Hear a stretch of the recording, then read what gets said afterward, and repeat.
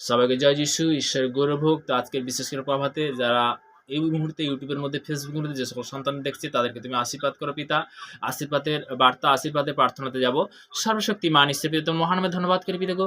স্বর্গপিতার সিংহাসন পিতার পাদুরি যে সকল সন্তান ইউটিউব ফেসবুকের মধ্যে যারা দেখছে পিতা গো, তাদেরকে রোজ তারা যে বিশেষ করে সে আশীর্বাদের বাক্যতে জুড়তে পারে, আশীর্বাদের প্রার্থনাতে জুড়ছে পিতা গো, তাদেরকে তুমি মহাম আশীর্বাদ করো পিতা গো। সর্বদা প্রত্যেকটা সন্তান তাদের ফ্যামিলিকে তুমি আশীর্বাদ করো, ব্রাশ কভারিং করো পিতা গো। আজকে থেকে সঠিক শিক্ষা তুমি দাও পিতা গো। সর্বদা ভারতবর্ষের প্রান্তে যে সকল সন্তানরা বিভিন্ন জায়গায় বিভিন্ন স্থানে গভর্নমেন্ট মধ্যে কাজের মধ্যে যে সকল সন্তান তাদের জন্য প্রার্থনা অবশ্যই কভারিং করে পিতা। পিতাকে সর্বদা যে আজকের যারা হাসপাতালে বেডরুমে যে সকল সন্তান অনাহারে বেসাহারে, বিশেষ করে যারা পীড়িত ব্যক্তি, অসুস্থ ব্যক্তি, তাদেরকে তুমি অবশ্যই কভারিং করে তুমি সুরক্ষিত রাখো পিতাকে। যারা বিশ্ব রেল স্টেশন ফুটপাতে অনাহারে বেসাহারে পড়েছে তাদের জন্য প্রার্থনা অবশ্যই কভারিং করে পিতাকে। সর্বদা তাদেরকে সুরক্ষিত রাখো পিতাকে। সর্বদা হার্ট ট্রাফিক তুমি কন্ট্রোল করো পিতা। পিতাকে আজকের দিনটা দেখার জন্য তোমাকে অসংখ্য ধন্যবাদ করি পিতা। আজকের বিশেষ করে পিতাকে যে সকল সন্তানরা একত্রিত হতে পেরেছে পিতাকে, যে সকল ইউটিউবের মধ্যে, ফেসবুকের মধ্যে, অনলাইনের মধ্যে যারা জুড়েছে পিতাকে, তাদের জন্য প্রার্থনা করছি তাদেরকে সর্বদা আশীর্বাদে পরিণত করো পিতা। যে সকল সন্তানরা বিশেষ করে যে কার কি মনের চাহাত পিতাকে, যে প্রভাতে যে প্রার্থনা তারা একত্রিত হতে পেরেছে পিতাকে, তাদের জন্য প্রার্থনা করছি তার যে মনের ইচ্ছা তুমি পূর্ণ করো পিতা। তাদের মধ্যে থেকে বিশেষ করে নেগেটিভ ক্যান্সেল পজিটিভে পরিণত করো পিতা। তুমি আশীর্বাদে পরিণত করো পিতা। পিতা পুত্র পবিত্র আত্মার নাম ছিল আমেন আমেন আমেন। হালেলুয়া, প্রভু স্তুতি হোক। তো আজকের বিশেষ করে আমি বাক্যতে যে গীত সংহিতা তার 91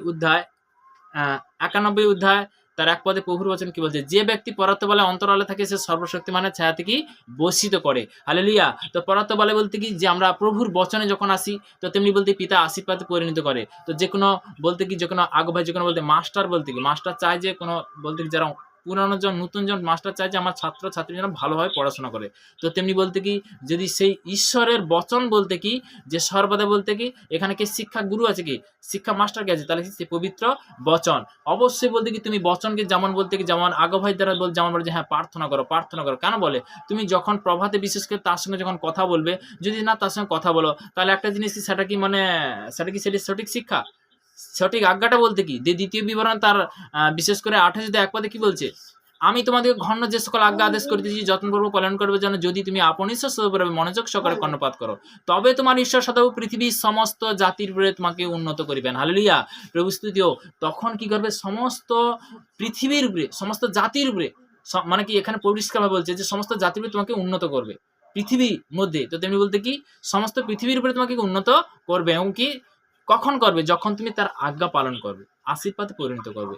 হালেলুয়া। তো তেমনি বলতে কি, আমরা অনেক সময় বলতে কি শয়তান চায়, শয়তান অনেক সময় পাপ দেয়।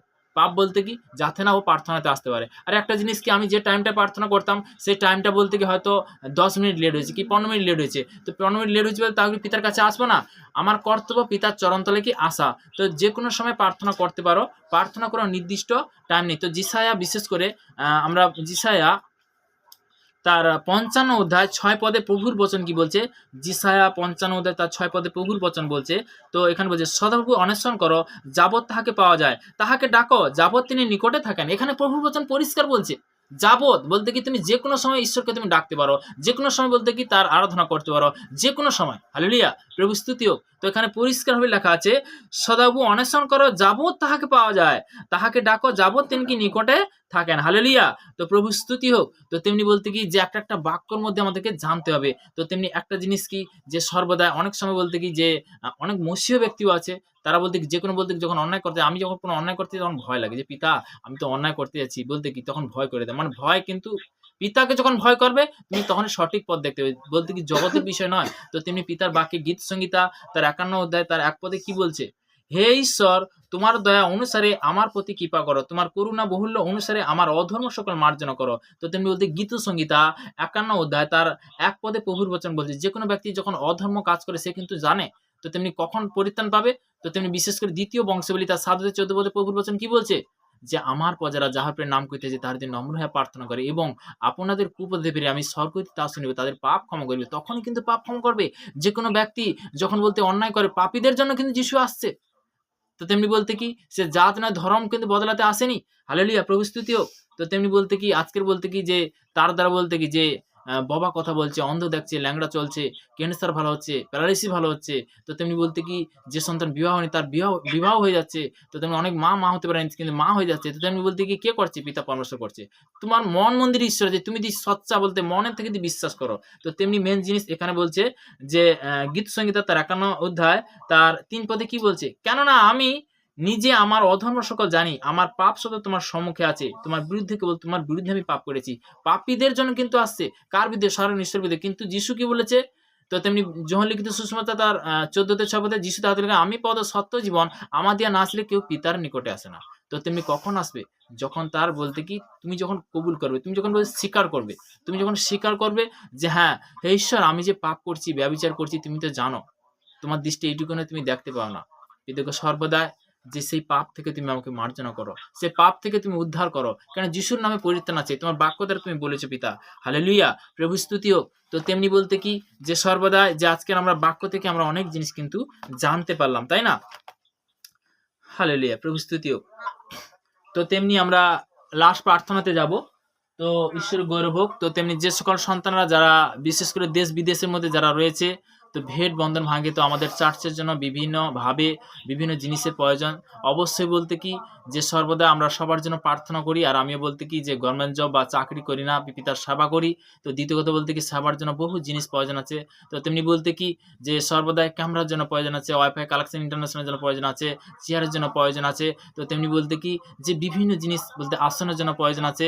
তো বহু জিনিস প্রয়োজন আছে। তো তেমনি সর্বদাই তুমি যদি ভালো কাজের জন্য এগিয়ে আসো পিতা তোমাকে আশীর্বাদ করবে। তো তেমনি বলতে কি যে আমরা পিতার কাছে যদি সেই ভালো কাজের জন্য যদি হাত বাড়িয়ে দিই তখন বলতে কি পিতা কি করবে? আশীর্বাদে পরিণত করবে। তো তেমনি বলতে কি যে আমরা ভালো কাজ করলে তার ভালো ফল পাবে। তো তেমনি বলতে কি আমার জীবনে যেমন লাইফটা চেঞ্জ করে দিচ্ছে, প্রত্যেকটা সন্তানের জীবনটা তুমি লাইফ চেঞ্জ করবে পিতা, আমার বিশ্বাস তাদেরকে তুমি সঠিক পথ দেখাবে। তো আমি প্রার্থনাতে যাব।